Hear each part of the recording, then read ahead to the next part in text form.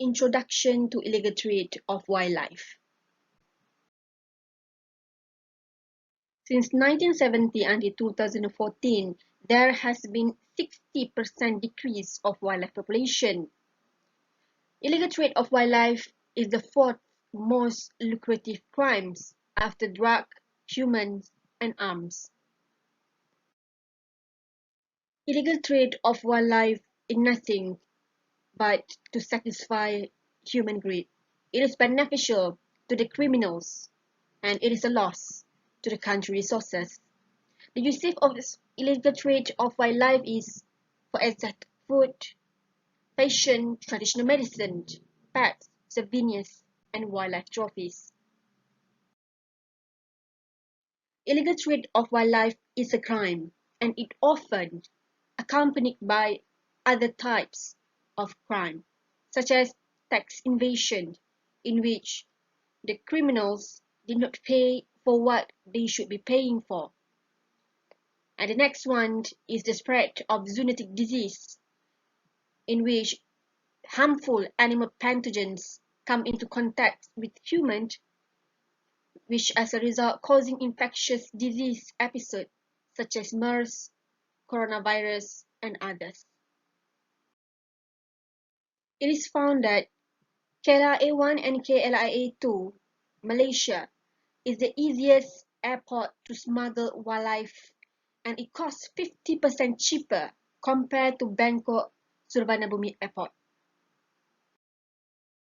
CITES organization has categorized Malaysia as Category A, which is referring to a country that are prone to illegal trade of wildlife. It is found that 20% of the global illegal ivory has been seized are related to Malaysia. It is either the wildlife is seized in Malaysia, the wildlife is seized in other country, but come from Malaysia, or Malaysia is the transit location. Conceptual study, illegal trade of wildlife. The importance of wildlife law. It is to ensure that the wildlife that are held in captive are taken care in terms of the welfare. The wildlife is fed, sufficient shelter provided, and sufficient health care are also provided. Secondly, it is to ensure the continuity of wildlife existence. Endangered species at the brink of extinction need to be protected and preserved. A great loss will be faced by a country if one species are lost forever. Avoid unlawful hunting and poaching. These activities must be contained. In the absence of law to restrain the hunters and poaching activities, this activity will become uncontrollable, and thus the country will lose many endangered species. The next one, controlling wildlife trade. Wildlife, either dead or living, are often traded for monetary benefit. Thus, there are a need to mitigate this wildlife trade matter, whether domestically or internationally. The chart above depicts the number of illegal trade of wildlife in ASEAN countries, including Malaysia, Singapore, Indonesia, Vietnam, and others. From the chart, it can be seen that 45,000 live birds are traded illegally. This is very risky and dangerous, as live bird tends to spread zoonotic disease which can infect humans. Recently, Malaysian quarantine and inspection services detected avian influenza from 330 birds imported from Mali. All birds were seized and disposed of on May 2021. Under the Section 14A of Malaysian Quarantine Inspection Act 2011, anyone who are found guilty of importing plants, animals, or carcasses that are carrying diseases can be fined up to 100,000 ringgit or sentenced to maximum 6 years jail or both. Other than that, the pangolin scale is seized 96,000 kilograms from 2017 to 2009, which is often used as traditional medicine. Elephant ivory is seized for 225,000 kilograms, in which it is used for the carving and others. The tigers are used for the skin and others. It is found that 2,200 tigers seized since 2000 until 2018, and pig-nosed turtles has been found in Indonesia for 100,000. The increased number of illegal trade of wildlife is worrying. This shows that there are lack of awareness in terms of illegal trade of wildlife among the public. Thus, there is a need to suppress the demand for illegal trade of wildlife in order to suppress the supply side of the illegal trade of wildlife. Applicable law, illegal trade of wildlife. The picture here is showing applicable wildlife law in Malaysia, which is Wildlife Conservation Act 2010. It comprises of list of protected wildlife, the requirement for license, permit, and special permit, and offences and punishment, and others. Under Wildlife Conservation Act 2010, basically there are two types of wildlife protected. The first one is protected wildlife under first schedule, in which this consists of 1,054 species of protected wildlife, with the highest species is the bird species with 383.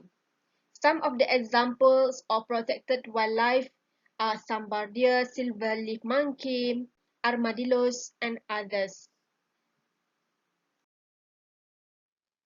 The second category of protected wildlife under the Wildlife Conservation Act is totally protected wildlife under second schedule, in which it comprises of 1,393 species of totally protected wildlife.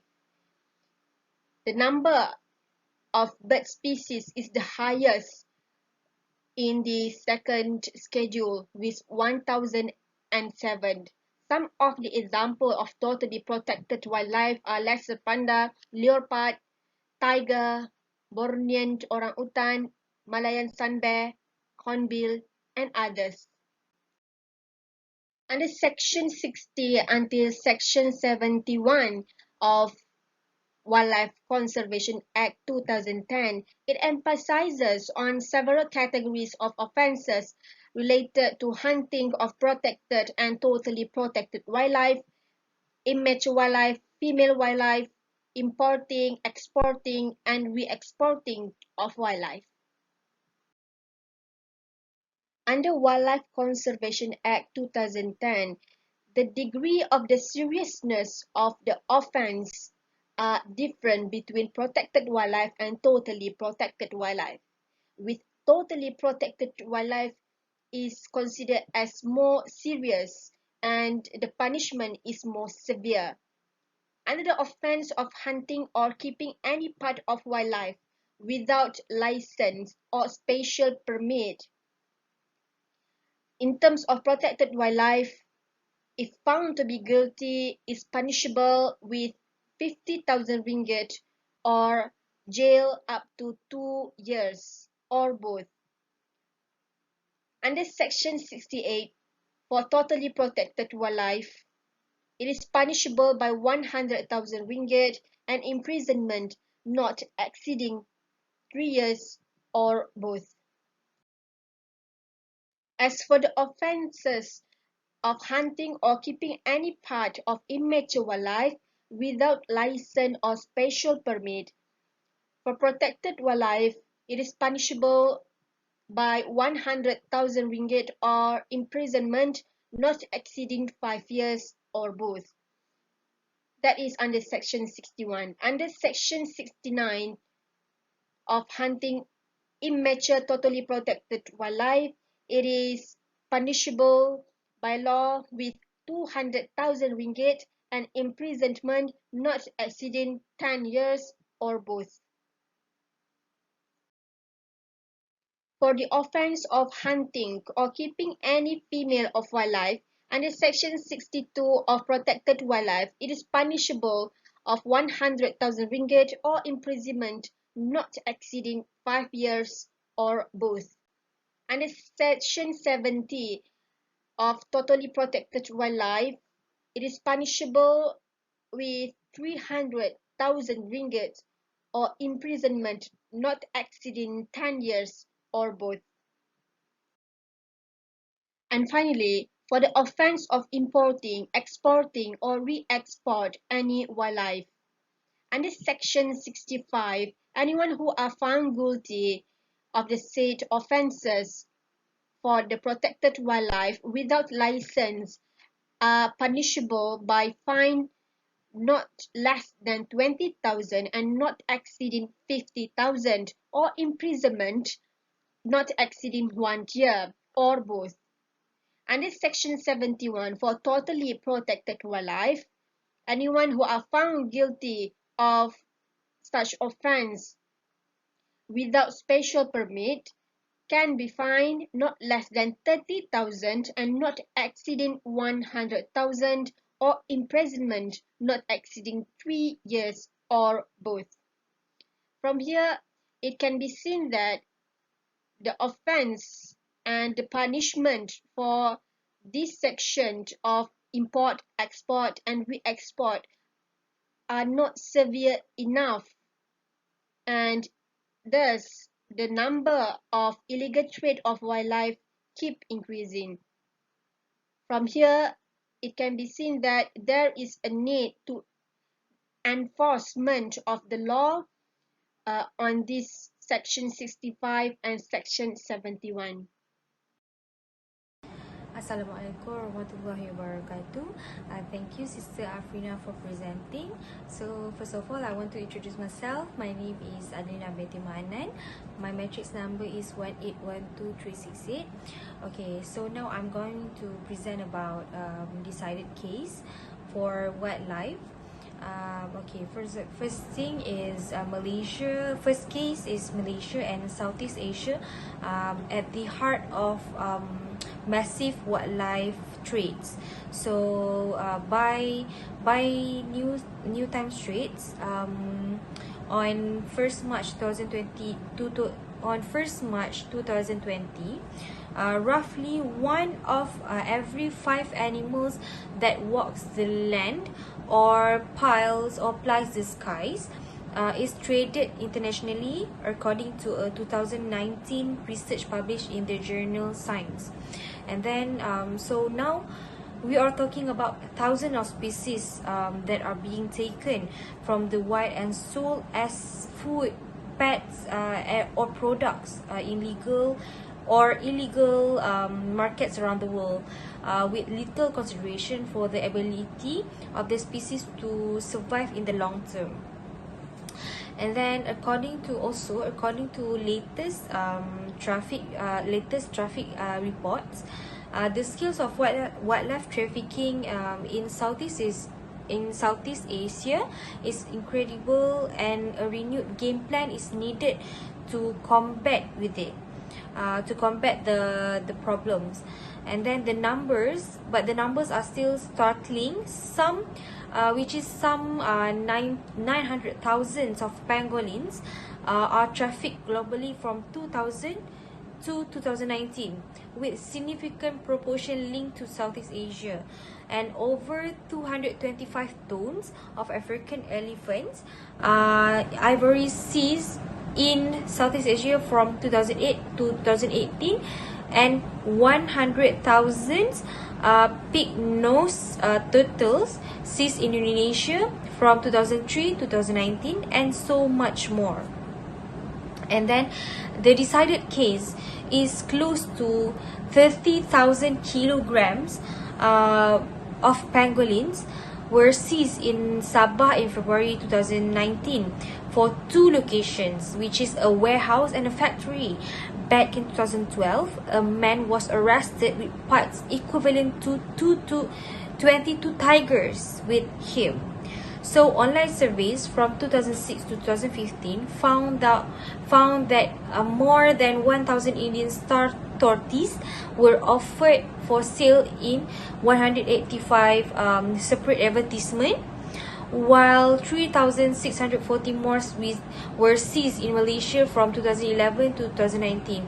So as we can see here, the number are increasing every year, and then more than 63 thousands of kilograms of illegal ivory seizures have implicated Malaysia as part of the trade route from 2003 to 2014, with Malaysia itself seizing some 19,000 kg or kilogram of ivory during this period. So it's quite a lot, and as we can see, there's a lot of elephants have been seized their ivory since then. And a whopping 70% of traditional Chinese medicine shop survey in Peninsular Malaysia from 2017 to 2018 openly offered bear byproducts for sales, and it has rise on 2020 to 48%. And then Malaysia also is the most mega diverse countries in the world. It ranks 12 globally, with more than 15,000 species of vascular plants and 152,000 species of animal life. And yet its reach of biodiversity has turned the nation into a hotbed for poaching, wildlife trafficking, and even worse, a hub for international trade. And also Malaysia, it says by Kanita, which is the reporter for New Straits Times, it says that ticks off the boxes as being an important source of wildlife, and also an important consumer country, as well as an important transit for international wildlife trade. And the source of course is due to the country's rich biodiversity. Everything from pangolins, bears, to our tigers, sambar deers, and birds are being hunted. She says it's therefore isn't surprising, because that's Malaysia is popular for the supply market for it. And since February 2018, the government has nabbed 38 people, including Cambodian, Vietnamese, and Myanmar nationals, for poaching, processing wildlife parts. In May 2018, two Vietnamese poachers were fined a total of 1.56 million, the biggest fine ever imposed for a wildlife-related offence.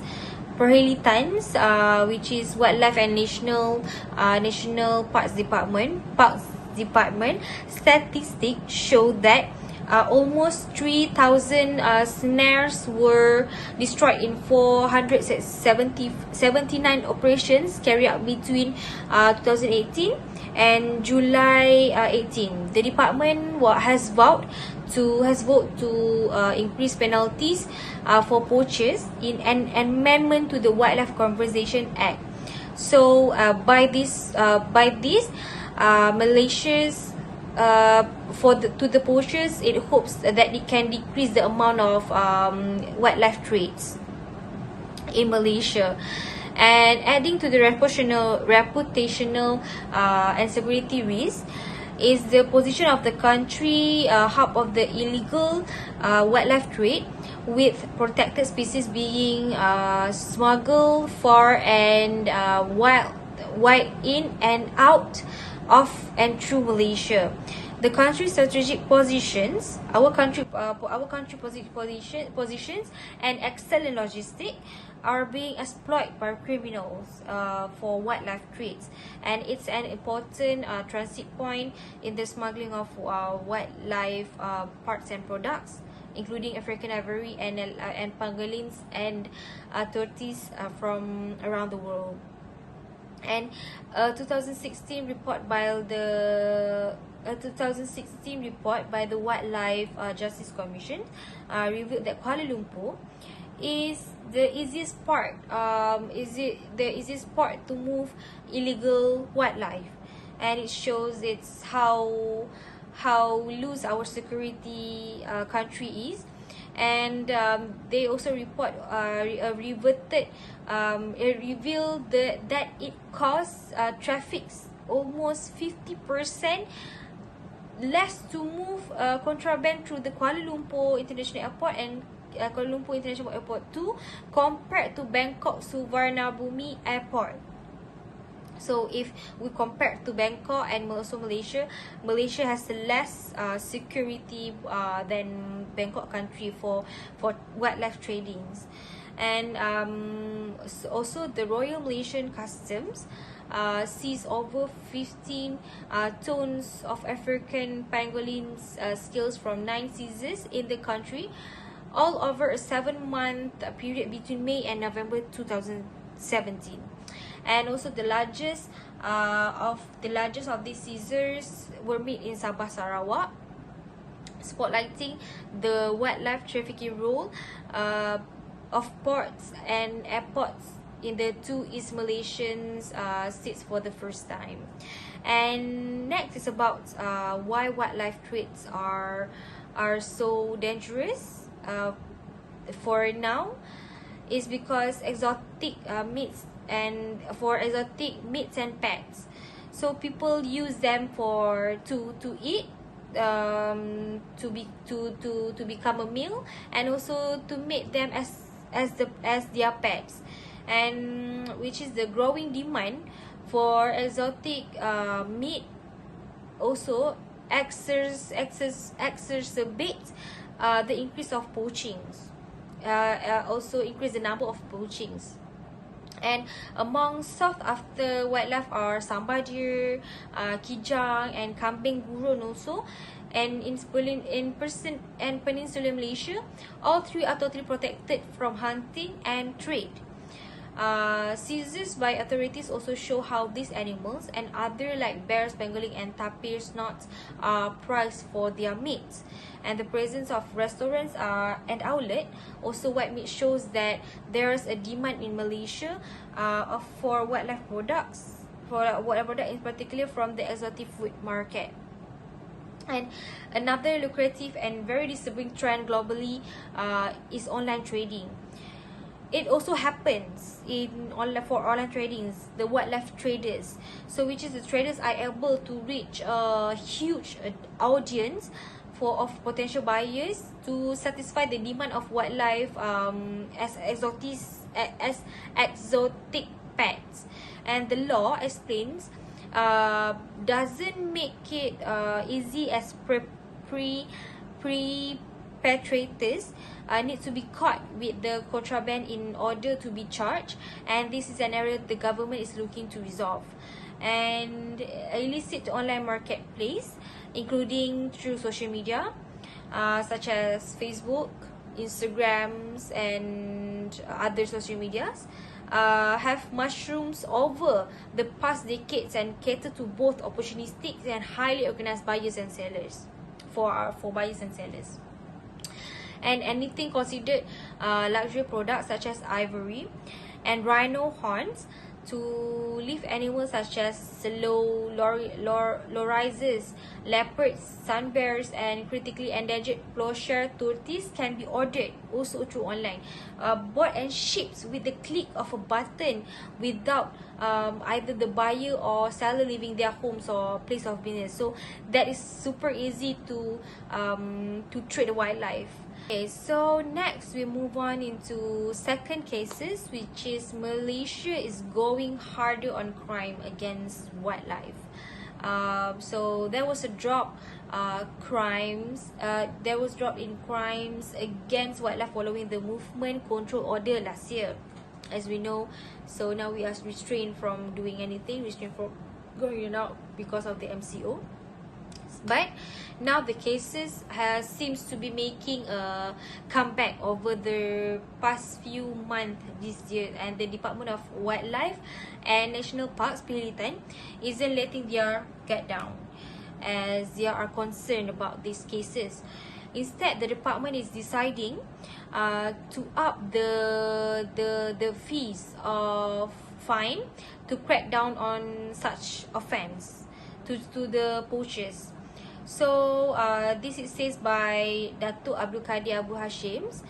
He tells the Sunday Stars paper, which is, we will continue to fight the crimes against wildlife, to protect these animals, which are our national treasures. So which is true, because the poachers are not letting the wildlife just set them free like that. And then he says the department, assisted by K9 unit, consisting of tracker dogs, will be intensifying operations and collaborating with the customs department to deter such crimes in the meantime. And these efforts will be focused at airports, shipping ports, and the country's border, even with the lessons traffic due to the MCO to control the spread of COVID-19. But the poachers is still keen to sell the wildlife, you know, the animals that has been extinct nowadays. But and then also the Department of Perhilitan, together with other enforcement agencies and governmental organizations, NGO, will continuously have joined the operations to restrain, to stop their doings from poaching the wildlife animals. And but so far this year, the cases seems to be emerging again, even though they have strict the fine, they have strict all the borders at the airports, at the shipping ports, but still the numbers is still emerging. So between January and April this year, a total of 45 crimes against wildlife were recorded, which is a 25.7% spike from 35 cases in the same period last year when the MCO was imposed. And prior to the pandemic, from January to April 2019, there was 45 cases. Of the 44 cases this year, most of 39 involving protected wildlife being kept illegally or without permits from the department. So most of the animals in these cases are bird species. So they find out the bird species such as white rum shama, like murai batu, and blue rum parrots, bayan puling, eagles, and jungle foals, and many more. So other also includes mammals like Asian leopard cats, Sumatran serows, and bears, while some offenders kept elephant tusk illegally. And another case also involved offenders trying to keep the crocodile, to smuggle crocodile skins. And also this year there was also one case involving illegal wildlife trading, and another about encroachment on protected areas. He urged all parties to work together in beefing up efforts to bring down perpetrators in wildlife crimes. And Abdul Kadir, which is from Department of Perhilitan, says the department has been tasked with carrying conversations, efforts or protected areas in Malaysia, such as Taman Negara National Park.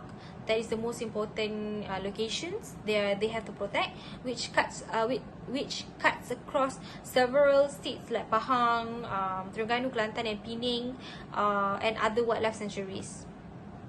So overall, there are 40 protected areas, and spanning 662,000 hectares in Peninsular Malaysia. That's quite big for them to cover the protected areas.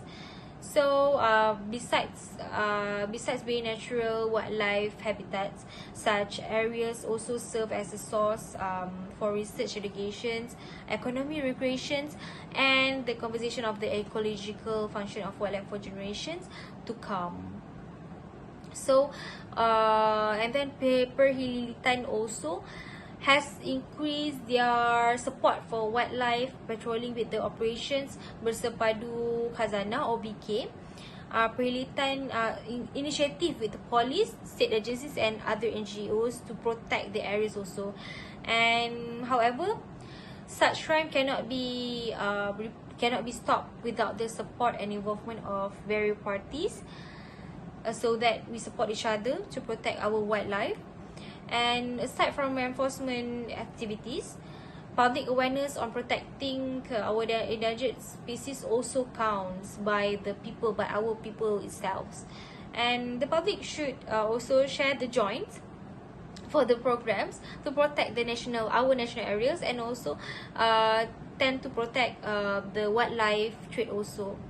And additionally, the incidence of people coming into contact with wildlife, with wild animals would have been greatly reduced, and hence a reduction in human efforts to treat wildlife, especially in areas of contact between agriculture and forest. If we people of Malaysia join together to protect our own habitat.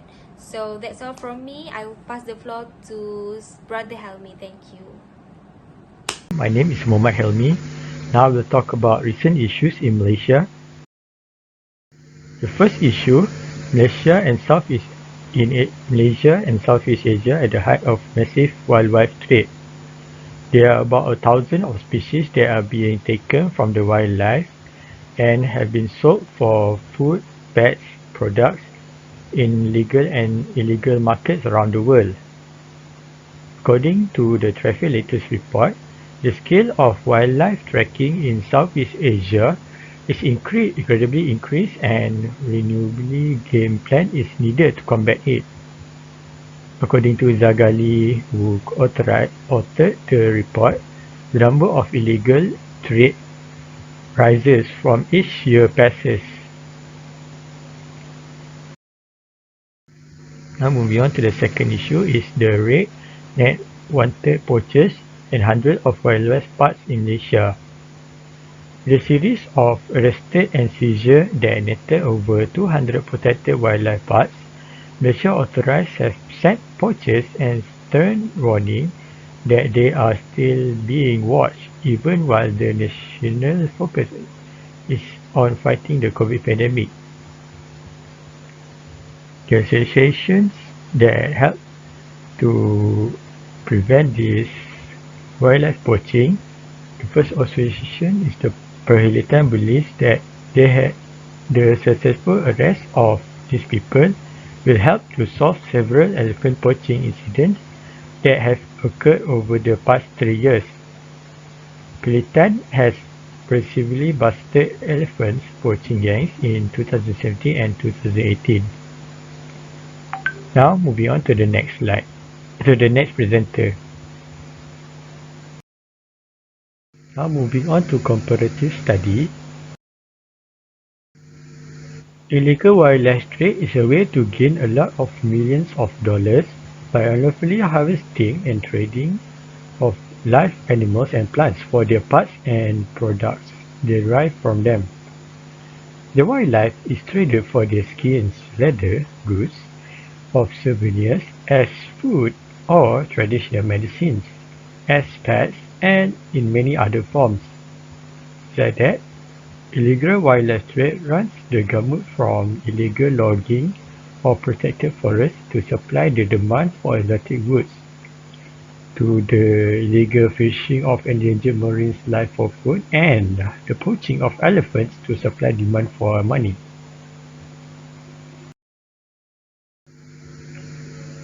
Cities and illegal wildlife trade.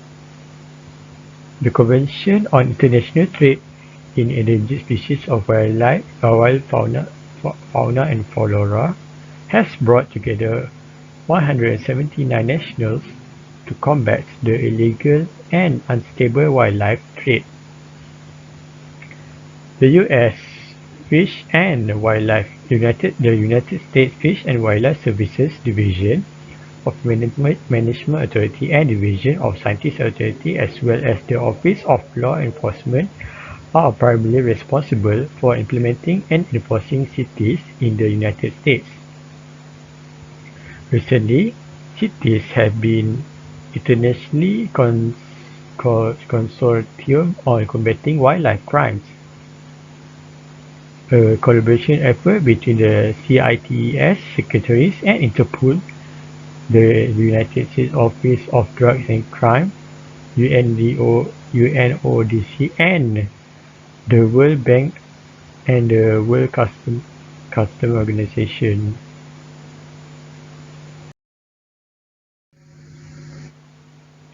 Next, move on to the efforts to stop the illegal wildlife trade. For the last several decades ago, the number of illegal wildlife trade has increased dramatically. To respond from this situation, the service has developed the most advanced and strong wildlife law enforcement program in the world, stationing inspectors at the port across across the country and providing enforcement training around the world. The United States is an international leader in combating wildlife crime. Besides that, to enforce efforts, the service has also worked to increase consumer awareness by spreading the news to tourists and travelers going aboard the question of exotic wildlife domestically. The next is the law enforcement training enables illegal ivory seizure in East Africa. Elephant poaching is increased throughout Africa and the amount of illegal ivory shipments destined for markets in South Asia has surged dramatically over the last few years. The United States Fish and Wildlife Service, Without Borders African Elephant Conservation Fund is working together with Freeland Foundation to fund a cooperative training and joint poaching investigation by Kenya Wildlife Service and Royal Thai Police officials, according by Lascar Arrangement Task Force. As a result of this law enforcement training and investigation effort, several large shipments of ivory has been detected and seized at Kenya Jomo Kenyatta Airport prior to leaving the country. This project has enabled the coordination of Kenya, Tanzania and Thai law enforcement authorities to trace ivory shipments recently seized in Bangkok back to the state of origin to identify the international smuggling routes. That is all for me. Moving on to the next presenter. Applicable law, illegal trade of wildlife. The first recommendation is to implement due diligence system, in which this is like lazy law where they are punishing everyone that involved in the illegal trade transaction equally.